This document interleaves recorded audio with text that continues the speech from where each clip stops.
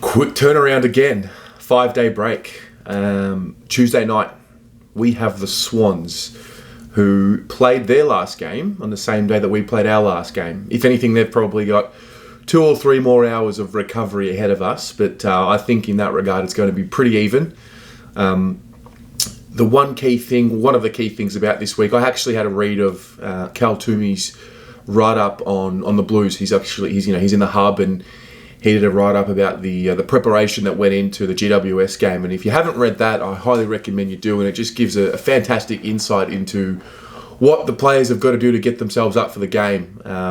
Fascinating scenes, especially with Cripps, who I found out through reading this article he was carrying a corky as well. So he had to make sure he got up for that one. And it's brutal now. We're in this stretch, and we've been, I don't know if you call it fortunate or not. We have the frenzy late. We had a couple of 9-day breaks before we entered this frenzy. Unfortunately, we've lost, the first 2 games of this frenzy, and it doesn't bode well, because what I've already seen from the GWS game was just a little lack of energy from both sides, and I expect that to be the same against the Swans. I expect the game to have a little bit of a lull.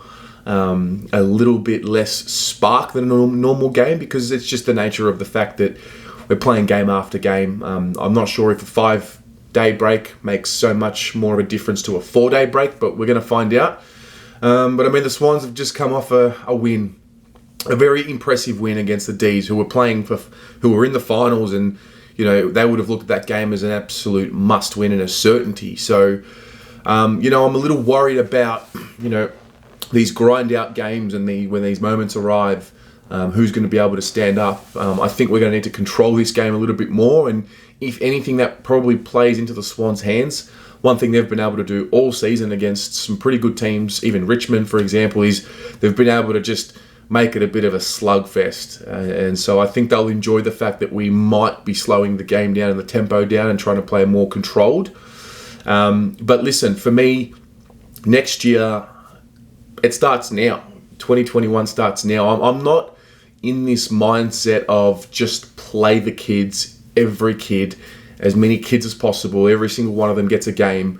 I'm not about that. I'm about fix the habits now, the winning standards now, the high performance principles now. I think we get a little caught up in the future, and we just expect that it's going to improve. But it doesn't improve in the future if you don't lay the foundations now. So I want to see us get some more different reps. Having said that, I would like to see someone like a Lockie O'Brien over the next few weeks for sure. But I don't want to see 3-4 kids, first, second year players in the side. So, I want to see us working on, in these slugfest games, working on our structures, working on our decision making under pressure. And I guess the only way it's going to get better is if we continually and consistently put ourselves in those positions. And that might mean it's a little hard for us as supporters to take, because for me, I'm trying to find a balance between satisfied of improvement, confident of the future, and owning the moment now. Opportunity has been there now, kind of thing. And I don't know where I sit. I think on game day I sit on, listen, opportunity is now. But then after a couple of days you think about it and you're like, okay, well we've mucked up against teams that are probably ahead of us, and we've done well. But I can't stress the importance of winning. Winning is what's most important. And I fear that if everyone talking about putting all the kids in, are you willing to sacrifice winning just for the sake of playing the kids? Because I feel like we did that 2 years ago in 2018. We played all the kids and we didn't win games, and it just added to that losing mentality and that losing culture. So I want to see, who knows, it could be the last games for 1 or 2 of these guys. I don't know. We don't know what's going to happen in the off season. It's a big off season, but I want to see us play with conviction. I want to see us, I believe we're going to be able to do that this week, not because I'm disrespecting the Swans, but I just think when we play against sides that are at this part of the ladder, we have a little bit more confidence. We did it against the Giants. In the way that we play, we actually do lower our eyes. And so, yeah, that's the thing for me. Now, My changes. I would like to see Tom De Koning come in, for sure. I would like to see him come in for Pitternet if he was to come in. I'm not a believer in Pitternet and De Koning in the team at once. I believe you have to play one of them. And for me, I'd like to see De Koning play. I think he's capable of doing it. I understand why he probably wasn't played against the Giants. 4-day break, there's that. There's also Mumford, who's a Goliath, and the way he plays, we maybe wanted to protect Tom a little bit. And I think it was the right call because I think Pitternet was the right matchup. So I'd like to have Tom De Koning come in. I'd like to see Lockie O'Brien over the next few weeks. I think we've got 3 games left, something like that. So I'd like to see Lockie O'Brien come in this week for Cam Paulson, I believe. Either him or Cottrell, one of the two. There's an argument to be made that O'Brien and Cottrell play the same role, so maybe that's a straight swap. But for me, watching Paulson over the last few weeks, I just feel like I'm looking for a positive for him rather than it being smack bang in my face. So there's that. Then there's also the Sam Petrescu-Seaton situation, which I don't know what is happening there. It's just one of those things. As a fan, I've just got to sit there and hope that the coaches know what they're doing with him and that his confidence isn't completely ruined. But it wasn't a good enough performance for me. And I think one of Cunningham or Kennedy needs to come in as well. I think they're good enough. I think they've played good enough football, and I think the contested style that the Swans like to play probably leans me towards Kennedy, if I'm honest. So that's what I think. But make no mistake about it, we have to win this game. This isn't about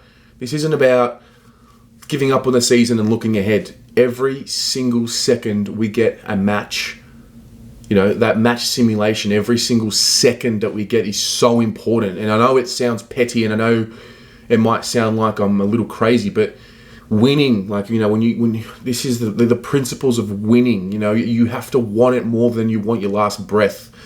And if we're really looking at 2021 as the stepping stone, then we have to put every second that we can in now. I don't want to get to the last round of the season like last year and, all the guys sort of just, go through the motions, lose by 10 goals, and they're already thinking about their end of season trip. I want there to be some standards. I want there to be some serious hunger, understanding that, hey, we're not going to make it this year, but we want to make sure every single game counts. We need to be practicing things this year for next year. So with a little bit of pressure off them, maybe it'll help. I don't know.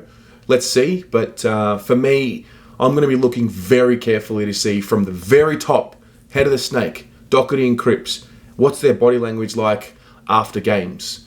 I didn't like to see the smiling after the GWS loss. I didn't like that. But I'm going to look to see in these last few games, are they going through the motions?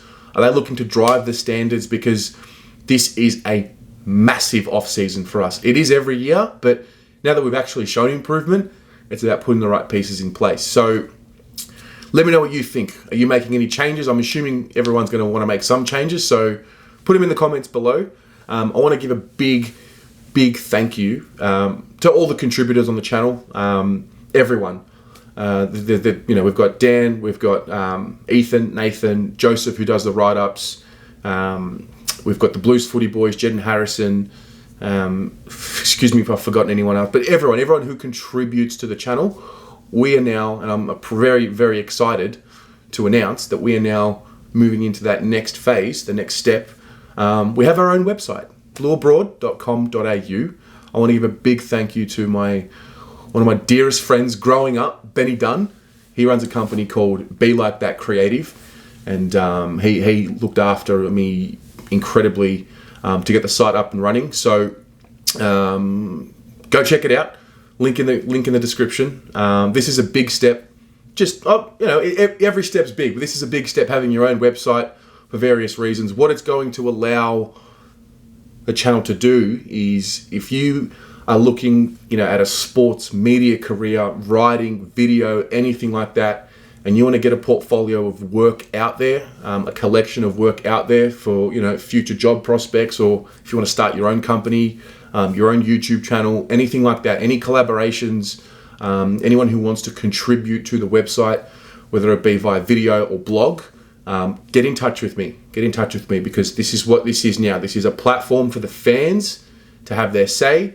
But, the content is driven by people who, are wanting to create some content. So get in touch.